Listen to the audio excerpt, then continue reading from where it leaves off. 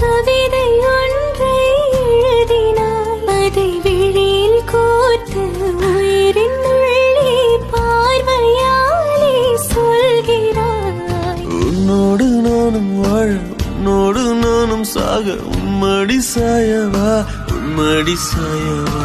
உன் பார்வை என்னை கொள்ள சாய்ந்தேன்.